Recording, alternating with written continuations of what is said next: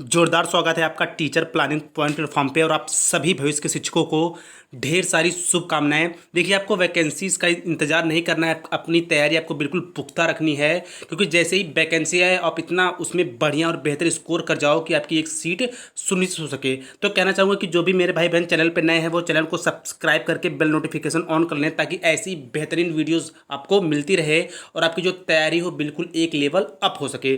तो देखिए, बेसिकली ये जो सीरीज चल रही है चैनल पे एनसीईआरटी खजाना है, बिल्कुल जो एनसीईआरटी के चुनिंदा प्रश्न होते हैं उनको इस सीरीज में ऐड किया गया है, ताकि आपकी जो तैयारी हो वो सहज और बढ़िया हो सके।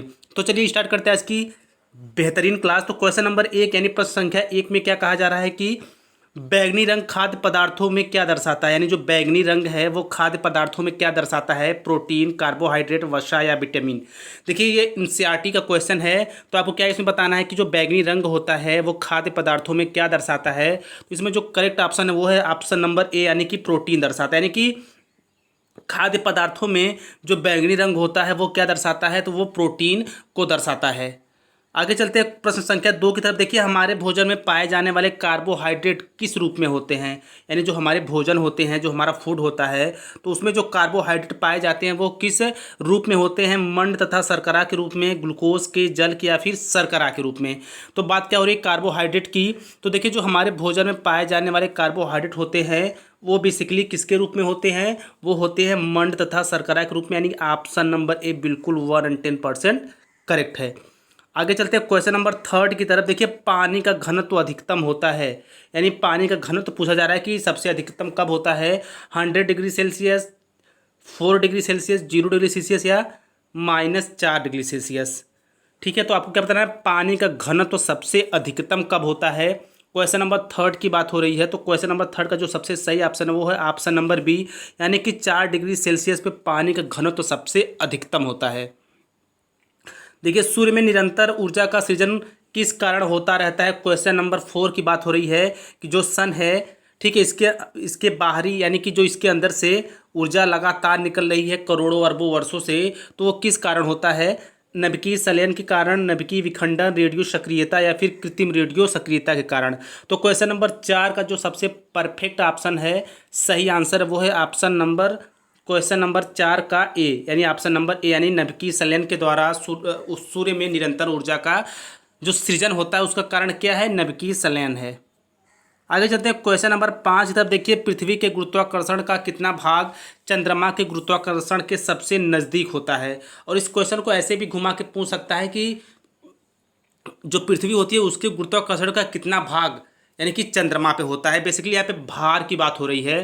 कह रहा है 1/5, 1/4, 1/6 या 1/8। ठीक है, और इस क्वेश्चन को मैं बिल्कुल आपको और इजी करके भी बताता हूँ। तो देखिए, पृथ्वी के गुरुत्वाकर्षण का कितना भाग चंद्रमा के गुरुत्वाकर्षण के सबसे नज़दीक होता है। क्वेश्चन नंबर 5 का जो सबसे सही ऑप्शन वो है ऑप्शन नंबर सी, यानी कि 1/6 होता है।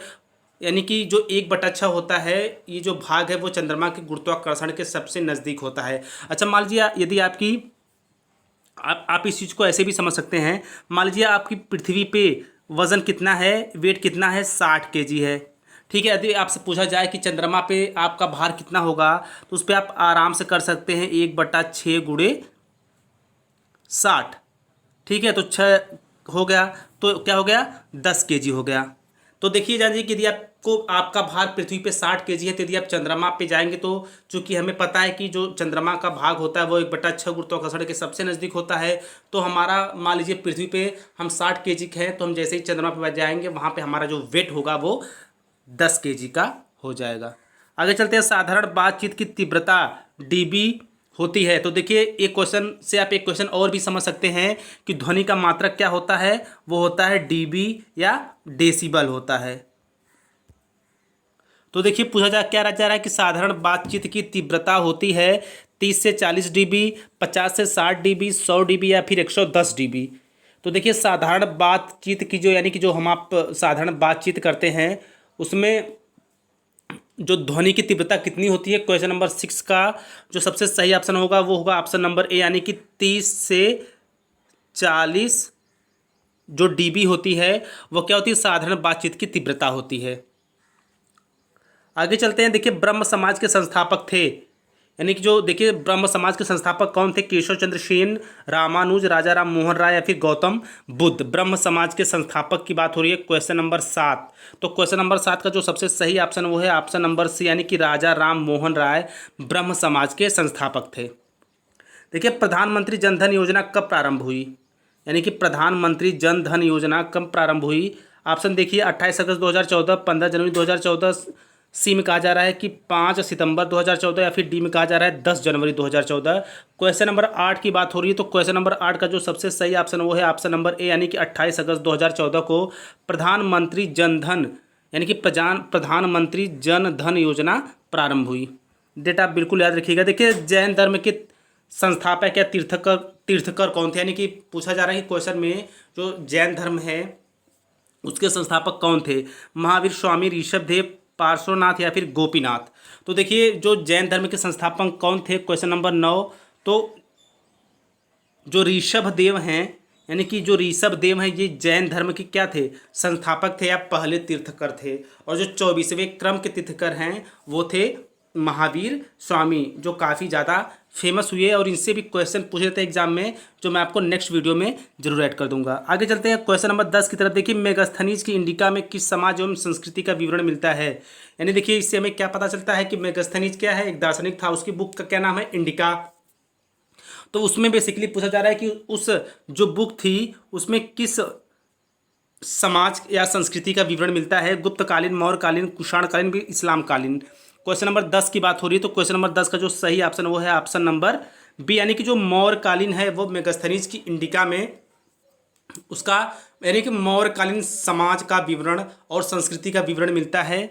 किसमें? मेगास्थनीज की इंडिका में। देखिए ऋग्वेद में भगवान इंद्र को क्या पुकारा जाता है? यानी कि ऋग्वेद में भगवान इंद्र को क्या पुकारा जाता है? वरुण, स्वामी, अग्नि या फिर पुरंदर। यानी कि ऋग्वेद में भगवान इंद्र को क्या पुकारा जाता है? क्वेश्चन नंबर 11 की बात हो रही है। तो क्वेश्चन नंबर 11 का जो सबसे करेक्ट ऑप्शन है वो है ऑप्शन नंबर डी, यानी कि पुरंदर। यानी कि ऋग्वेद में भगवान इंद्र को पुरंदर के नाम से पुकारा जाता था। क्वेश्चन नंबर 12 देखिए आर्यों की भाषा क्या थी? अरबी, हिंदी, संस्कृत, मगधी। देखिए आर्य जो आए थे अपने भारत में तो उनकी भाषा क्या थी? क्वेश्चन नंबर 12, तो उनकी भाषा क्या थी? तो उनकी भाषा थी संस्कृत। ऑप्शन नंबर सी बिल्कुल 110% करेक्ट होगा। यानी कि आर्यों की भाषा क्या थी? संस्कृत थी। बौद्ध धर्म में स्तूप प्रतीक था, यानी जो स्तूप होते हैं, देखिए बौद्ध धर्म है उसमें जो बेसिकली क्या था? घर छोड़ने का जो यानी कि जो भगवान जो बुद्ध थे वो जब घर छोड़ते तो उसे क्या कहा गया? जब उन्हें ज्ञान प्राप्ति हुई तो उसे क्या कहा गया? तो इसकी जो चीज़ें हैं ये क्वेश्चन का पार्ट बनती हैं। तो इस जो क्वेश्चन में पूछा जा रहा है कि बौद्ध धर्म में स्तूप प्रतीक था, किसका प्रतीक था? जन्म का, मृत्यु का, ज्ञान का या फिर निर्माण का। क्वेश्चन नंबर 13 की बात हो रही है, तो क्वेश्चन नंबर 13 का सबसे सही ऑप्शन होगा वो होगा ऑप्शन नंबर यानी मृत्यु का। जो स्तूप था वह बौद्ध धर्म में मृत्यु का प्रतीक था। बाकी और भी बहुत सारी चीज़ें हैं जो बौद्ध धर्म से रिलेटेड हैं। तो जैसे ही सीरीज आगे बढ़ती जाएगी मैं उसमें से जो मोस्ट इंपॉर्टेंट और जो वांटेड क्वेश्चंस होते हैं जहाँ से क्वेश्चन बनने के ज़्यादा चांसेस होते हैं मैं बिल्कुल उनको ऐड करता जाऊँगा। देखिए क्वेश्चन नंबर 14 की बात हो रही है, वायु में भूकंप तरंगे, स्प्रिंग में उत्पन्न तरंगे आदि होती हैं। देखिए वायु में जो तरंगे उत्पन्न होती हैं, भूकंप में जो तरंगे उत्पन्न होती हैं, फिर जो कोई मान लीजिए स्प्रिंग है जब उसे हम तानते हैं तो उसमें जो तरंगे उत्पन्न होती हैं वो किसका उदाहरण है? अनुप्रस्थ, अनुदैर्ध्य, विद्युत चुंबकीय तरंगे या फिर चुंबकीय तरंगे। क्वेश्चन नंबर 14 की बात हो रही है, तो ये सारे के सारे जो एग्जाम्पल्स हैं वो हैं अनुदैर्ध्य तरंगों के एग्जाम्पल, यानी ऑप्शन नंबर बी बिल्कुल करेक्ट होगा। देखिए क्वेश्चन ऐसे पूछा जा सकता है कि जो भूकंप में तरंगे उत्पन्न होती हैं वो कैसी तरंगे होती है? तो वो अनुदैर्ध्य तरंगे होती हैं। क्वेश्चन नंबर 15 देखिए, भारत के पास सुपर कंप्यूटर है जिसका नाम क्या है? आदित्य, प्रत्यूष, परम या फिर एका। तो भारत के पास जो सुपर कंप्यूटर है उसका नाम क्या है? तो उसका नाम है परम। और परम भारत का पहला सुपर कंप्यूटर है, इसको भी आपको याद रखना है। तो भारत के पास सुपर कंप्यूटर का है जो उसका नाम क्या है? तो उसका नाम है परम। देखिए सामान्य रूप से प्रयोग किए जाने वाला कंप्यूटर है, नॉर्मली रूप से प्रयोग किए जाने वाला कंप्यूटर क्या है? ऑप्टिकल, डिजिटल, एनालॉग या फिर सुपर कंप्यूटर। क्वेश्चन नंबर 16, तो क्वेश्चन नंबर 16 का जो सबसे करेक्ट ऑप्शन वो है ऑप्शन नंबर बी, यानी कि जो डिजिटल कंप्यूटर होता है वह सामान्य रूप से प्रयोग में किए जाने वाला कंप्यूटर है। देखिए सती प्रथा पर रोक किसके द्वारा लगाया गया था? जो सती प्रथा थी उस पर किसके द्वारा लगाया गया था। और ये इस क्वेश्चन पे आप बिल्कुल स्टार लगा लीजिए, बेहद ही इंपॉर्टेंट क्वेश्चन है ये। देखिए Lord Curzon, Warren Hastings, William Bentinck या फिर सेल्यूकस। क्वेश्चन नंबर 17 की बात हो रही है। तो क्वेश्चन नंबर 17 की बात हो रही है और सती प्रथा की बात हो तो वहाँ पे विलियम बेंटिक के साथ जाएंगे। ऑप्शन नंबर सी बिल्कुल करेक्ट है। देखिए विलियम बेंटिक जो थे उन्होंने पूर्ण रूप से सती प्रथा पे रोक लगा दी थी। क्वेश्चन नंबर 18 देखिए लॉर्ड डलहौजी द्वारा अवध का अंग्रेजी राज्य में विलय किस नीति के तहत हुआ था। कुप्रशासन के कारण, अपहरण नीति, दबाव के कारण या फिर संधि के कारण। तो देखिए क्वेश्चन नंबर 18 की बात हो रही है। तो क्वेश्चन नंबर 18 का जो सही ऑप्शन वो है ऑप्शन नंबर ए, यानी कि कुप्रशासन के कारण। देखिए जो लॉर्ड डलहौजी थे इनके द्वारा जो अवध है उसको अंग्रेज राज्य में मिला लिया गया। किसके द्वारा? कुप्रशासन के द्वारा, यानी कूटनीति के द्वारा। आगे चलते हैं क्वेश्चन नंबर 19 की तरफ। देखिए निम्न में क्या सौर परिवार से संबंधित नहीं है? ग्रह, उपग्रह, क्षुद्रग्रह या फिर निहारिका। तो देखिए सौर परिवार से संबंधित नहीं है। तो हम सभी को पता है कि जो हमारा सौर परिवार होता है उसमें जो सूर्य होता है वो मुख्य होता है, बाकी जो ग्रह, क्षुद्रग्रह, जो सारी चीज़ें उससे रिलेटेड होती हैं वो सौर परिवार के अंतर्गत आती हैं। तो इसमें जो ऑप्शन नंबर क्वेश्चन नंबर 19 का ऑप्शन नंबर डी है, निहारिका, ये क्या है? सौर परिवार से संबंधित नहीं है। क्वेश्चन नंबर 20 देखिए अमेजिंग अयोध्या पुस्तक किसके द्वारा लिखी गई है? अमेजिंग अयोध्या पुस्तक किसके द्वारा लिखी गई है? क्वेश्चन नंबर 20 की बात हो रही है। तो क्वेश्चन नंबर 20 अमेजिंग अयोध्या किसके द्वारा लिखी गई है? तो जो अमेजिंग अयोध्या किसके द्वारा लिखी गई है? नीना राय के द्वारा लिखी गई है। यानी जो नीना राय हैं ये अमेजिंग अयोध्या की राइटर हैं।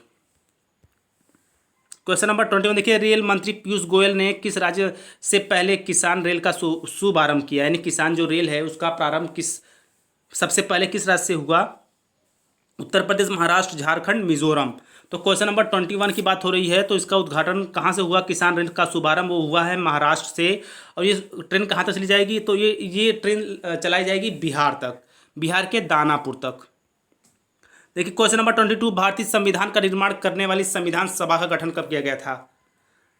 जुलाई 1946, जुलाई 47, जुलाई 1948 या फिर जुलाई 1950। तो भारतीय संविधान का निर्माण करने वाली संविधान सभा का गठन कब किया गया था? Question number 22। तो इसका जो सबसे करेक्ट ऑप्शन है वो है ऑप्शन नंबर ए, जुलाई 1946 को।